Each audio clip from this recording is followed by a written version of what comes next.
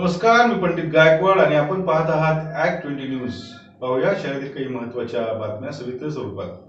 गेल्या 5 दिवसापासून विभागीय आयुक्त कार्यालयासमोर आमरण उपोषण करीत असलेले भंते अभयपुत्र महाथेरो यांना आता शहर आणि जिल्ह्यातील बौद्ध उपासकांबरोबरच इतर जिल्ह्यातील समाज बांधवांचाही पाठिंबा मिळत आहे। आज अहमदनगर जिल्ह्याच्या कोपरगावहून काही उपासक भंतेजींना पाठिंबा देण्यासाठी आले होते। त्यांनी विभागीय आयुक्तांना एक निवेदन देत अरण्य महाविहाराच्या जागेत घुसखोरी करणाऱ्यांच्या विरोधात कठोर कारवाई करण्यात यावी, तसेच भंते अभयपुत्र महाथेरो यांचे उपोषण तात्काळ सोडवावे अशी मागणी केली। बी पॅन्थर संघटनेनेही आज विभागीय आयुक्तांना निवेदन दिलं आणि बौद्ध धम्मगुरूंवर अन्याय करणाऱ्या शासकीय कर्मचारी आणि अधिकाऱ्यांवर कारवाई करण्याची मागणी केली। गेली 5 दिवसापासून भंते अभयपुत्र हे काही मागण्या घेऊन उपोषणासाठी बसलेले आहे आणि उपोषणाची वेळ भंतेजीवर का आली? पूजनीय भंतेजी यांचा अंत्यविधी त्या विहारामध्ये केला म्हणून काही समाजकंटक यांनी त्या अंत्यविधीला विरोध केला आणि भंतेजीला नको नको त्या शब्दामध्ये ते बोलले, परंतु भंतेजी त्यांच्या भूमिकेवर ठाम होते आणि भंतेजींनी तो अंत्यविधी केला।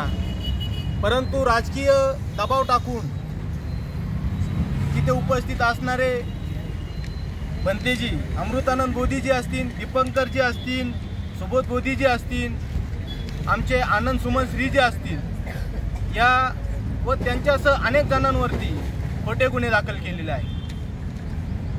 जर धर्मगुरूवरती जर तुम्ही खोटे गुन्हे दाखल करत असाल तर सर्वसामान्य माणसाचे काय होणार आहे? या अनुषंगाने भंतेजींना न्याय मिळावा, संघाला न्याय मिळावा म्हणून आज भंतेजी गेली 5 दिवस झाले औरंगाबाद सारख्या शहरामध्ये उपोषण करत आहे। कारण औरंगाबाद शहराला एक वारसा आहे, या शहरामध्ये चळवळ फार गतिमान आहे। आम्ही बऱ्याच दिवसापासून ऐकतो की औरंगाबाद शहरामध्ये चळवळीचे खरे पाईक आहे, परंतु आज 5 दिवस झालेले आहे, शोकांतिका आहे। 5 दिवस झाले भंतेजी आज बिगर अन्न पाण्याचं उपोषण करत आहे। आपण समाज बांधव म्हणून भंतेजीला न्याय देण्यासाठी रस्त्यावरची लढाई आता आपल्याला लढावी लागणार आहे। आम्ही कोपरगाववरून आलो भंतेजी, ज्यावेळेस आमचे भंते आनंद सुमन श्रीजी यांचा फोन झाला, भंते अमृतानंदजी यांचा फोन झाला की असा प्रकार झालेला आहे, आम्हाला कालच यायचं होतं परंतु आमचा आठवडे बाजार असल्यामुळे आम्ही काल येऊ शकलो नाही आणि आज भंतेजींची भेट घेऊन आम्ही कोपरगाव तालुक्यात नगर जिल्ह्यामध्ये उग्र स्वरूपाचं आंदोलन करणार आहे। याचे जे काय पडसाद उमटतील ते या औरंगाबाद शहराचे कोण पोलीस पीआय असतील, जे कोणी ज्यांनी गुन्हा दाखल केला ते तलाठी असतील, तहसीलदार असतील, आमची मागणी आहे बुद्धिस्ट यंग कोर्टच्या वतीनं या मीडियाच्या माध्यमातून आम्ही आमची मागणी मागतो आहे की जे तहसीलदार असतील, तलाठी असेल, पीआय असेल, यांनी जो खोटा गुन्हा दाखल केला त्यांच्यावरतीच अॅट्रॉसिटी ॲक्ट गुन्हा दाखल केला पाहिजे। कारण धर्मगुरूवर जर तुम्ही गुन्हे दाखल करत असाल तर सर्वसामान्य माणसांनी जगायचं कसं आणि न्याय मागायचा कुणाकडे? म्हणून शासनाला मी विनंती करतो, महाराष्ट्राचे मुख्यमंत्री असेल, गृहमंत्री असतील, यांनी सुद्धा या प्रकरणामध्ये तात्काळ लक्ष घालून भंतेजीला न्याय दिला पाहिजे, अन्यथा आम्ही नगर जिल्ह्यामध्ये उग्र स्वरूपाचं आंदोलन येत्या काही दिवसातच करणार आहोत। जय भीम, नमो बुद्धाय। डॉक्टर बाबासाहेब आंबेडकर मराठवाडा विद्यापीठात 14 फेब्रुवारीला घडलेल्या भगवे फडके तोंडाला बांधून हाणामारी करणाऱ्यांच्या गुंडगिरीला रोखण्याचा प्रयत्न करणाऱ्या आंबेडकरी संघटनांच्या विद्यार्थी नेत्यांवर गुन्हे दाखल करण्यात आले होते। त्या विरोधात आज विद्यार्थ्यांनी भीमटोला आंदोलन पुकारले। प्रभारी कुलसचिव अमृतकर यांच्या मनमानीच्या विरोधात विद्यार्थ्यांनी हे आंदोलन केलं। यावेळी काही आक्रमक विद्यार्थ्यांनी स्वतःच्या अंगावर पेट्रोल टाकून आत्मदहनाचा प्रयत्न केला। पोलीस उपायुक्त नितीन बगाटे यांनी विद्यार्थी नेत्यांच्या मागण्या ऐकून व प्रशासनासोबत यशस्वी मध्यस्थी केल्यावर आंदोलन मागे घेण्यात आलं। आंदोलकांच्या सर्व मागण्यांवर सकारात्मक विचार करण्याचे व गुन्हे मागे घेण्याचे आश्वासन कुलगुरू डॉक्टर विजय फुलारी यांनी दिले आहे। त्या पद्धतीने हुकुमशाही करण्याचा प्रयत्न करते ती हुकुमशाही आपल्याला झुगारून आपलं लोकशाही हक्क अबाधित राखण्यासाठी या ठिकाणी आपण आंदोलनाचा मार्ग पत्करलेला आहे। आपण सिनेट सदस्यांच्या विनंतीचा मान करून आपण एक 10 मिनिटं या ठिकाणी प्रातिनिधिक स्वरूपातली निदर्शने करूयात आणि सिनेट सदस्यांच्या सोबत आपण या ठिकाणी चर्चेसाठी जाणार आहोत। त्याच्यामध्ये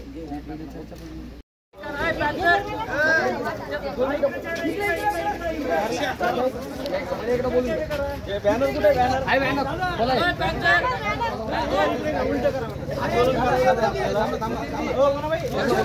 अरे तुम्ही आधी चला 5 जण दीक्षा नाही आता आंदोलन करू नका तुम्ही आंदोलन करू नका 5 जण चला तुमच्याशी चर्चा करतील त्याच्यानंतर जो निर्णय बी रद्द करावा पुढच्या आंदोलन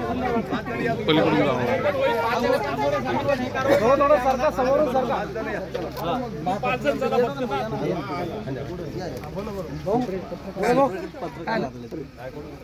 चाल रे गुन्हे सचिन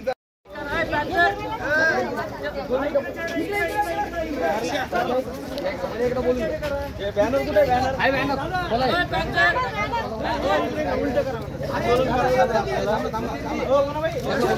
अरे तुम्ही आधी चला 5 जण दीक्षा चला तुम्ही नाही आता आंदोलन करू नका तुम्ही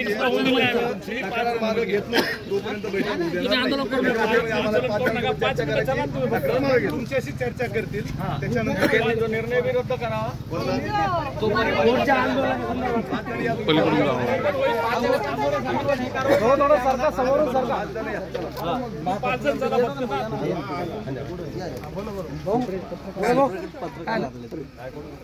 चाल रे गुन्हे सचिन काय हुकुमशाही सुरू केली बैठकच नाही हे पण आता त्याच्यानंतर हा विषय बोलवतो यांचा एक विषय होता तुम्ही बहिष्कार टाका त्यांना बातम्या लावू नका विद्यापीठाच्या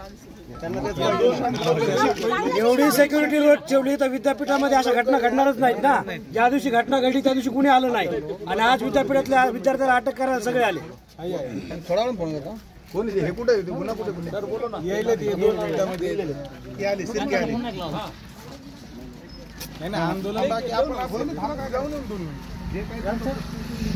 सर तुमच्यावर झालेल्या तक्रारी मागे घेतल्याशिवाय बैठक होणार नाही।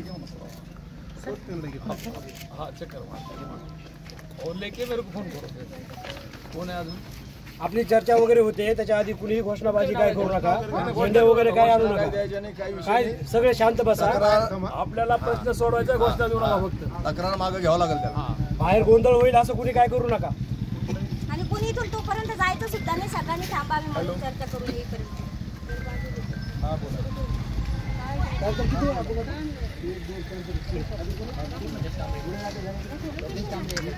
हो लोकेश सर वो माना धंदा रे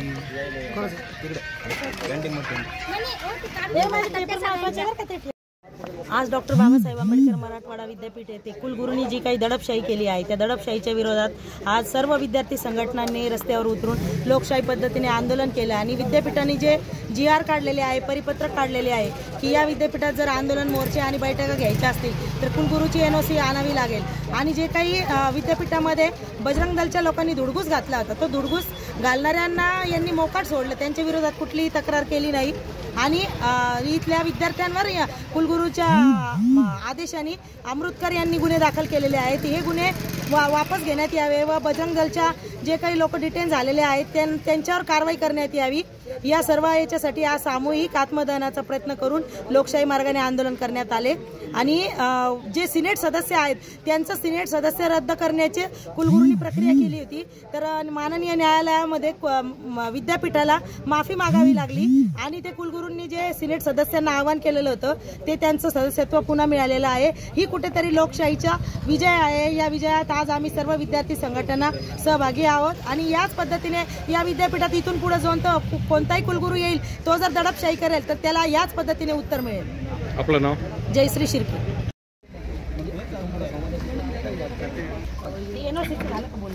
NOCचं पण म्हणजे सिनेटमध्ये ते रद्द करणार.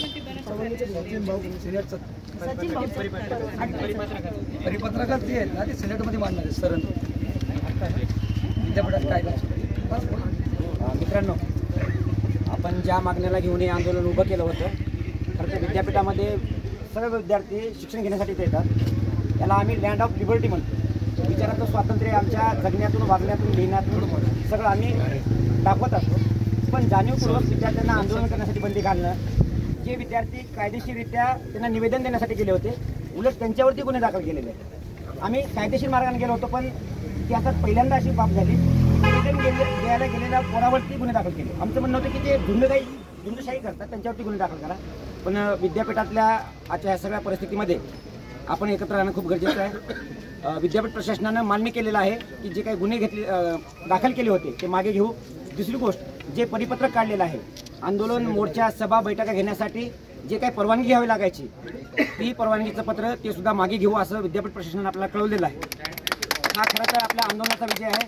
तसंच आम्ही पोलीस प्रशासनाचा सुद्धा आभार व्यक्त करतो की त्यांनी याच्यामध्ये मध्यस्थी करून खरं तर लोकशाहीचे रक्षक म्हणून पोलिसांनी या ठिकाणी भूमिका बजावलेली आहे. मी बगाटे सरांचं अभिनंदन करतो.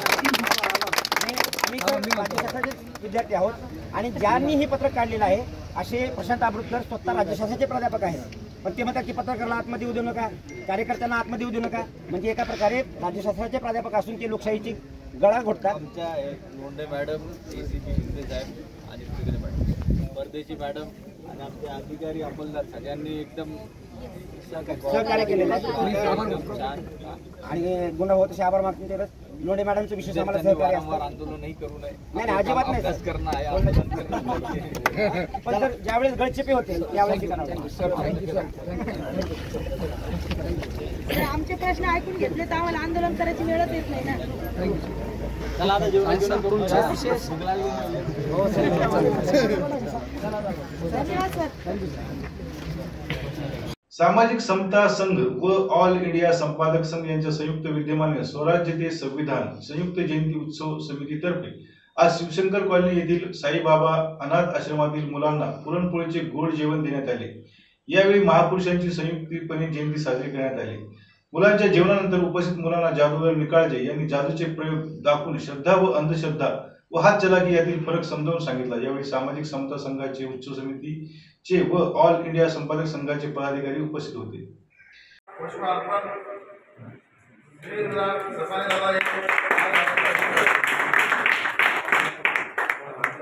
या ठिकाणी चव्हाण सर, आपले गहर आटा सर हे डॉक्टर बाबासाहेब आंबेडकरांच्या प्रतिमेस हार अर्पण करतील.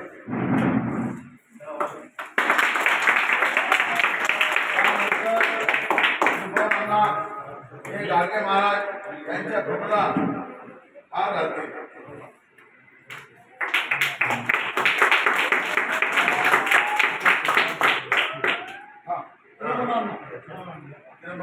गाडगे महाराज यांच्या प्रतिमेस हार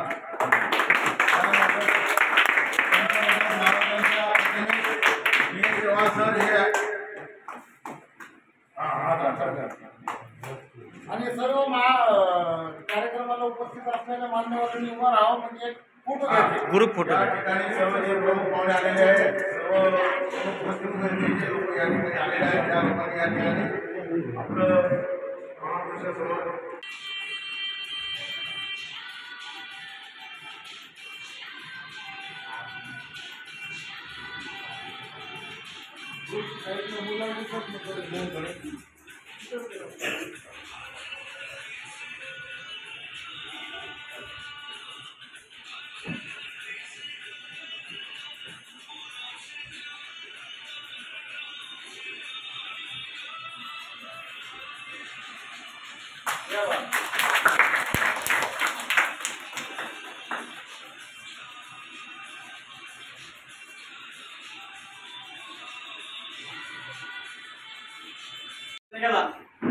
परंतु हा पत्ता पाकिटमध्ये गेलाच नाही, या फ्रेम मध्येच आहे. आता काय करणार? 1 2 3 मारणार आणि हा जो पत्ता आहे या पाकिट मध्ये जाणार. जरा खूप मग 1 2 3 द्या मग मी येतो.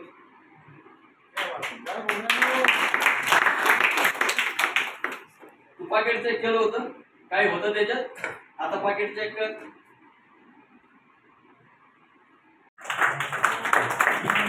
मैत्री, प्रेम आणि स्वप्न यांना जोडून ठेवणारी कन्नी येत्या 8 मार्च रोजी प्रेक्षकांच्या भेटीला येणार आहे. प्रत्येकाला आपल्या मैत्रीची आठवण करून देणाऱ्या या चित्रपटात हसू आणि आसू यात हृदया दुर्गुळे, शुभंकर तावडे, वल्लरी विराज, ऋषी, मनोहर अजिंक्य राऊत यांच्या प्रमुख भूमिका आहेत. मल्हार पिक्चर प्रशस्त, नॉटी पेंग्विन्स एंटरटेनमेंट आणि बियॉन्ड इमॅजिनेशन फिल्म प्रोडक्शन निर्मित व क्रोम फिल्म्स लिमिटेडच्या सहकार्याने प्रदर्शित होणाऱ्या चित्रपटाचे लेखन आणि दिग्दर्शन समीर जोशी यांचे असून अमित भरगड, गगन मेश्राम, वैभव भोर, सनी राजानी हे कन्नीचे निर्माते आहेत. त्याची कन्नी खूप छान मानली गेली पाहिजे असं कायम म्हणतात.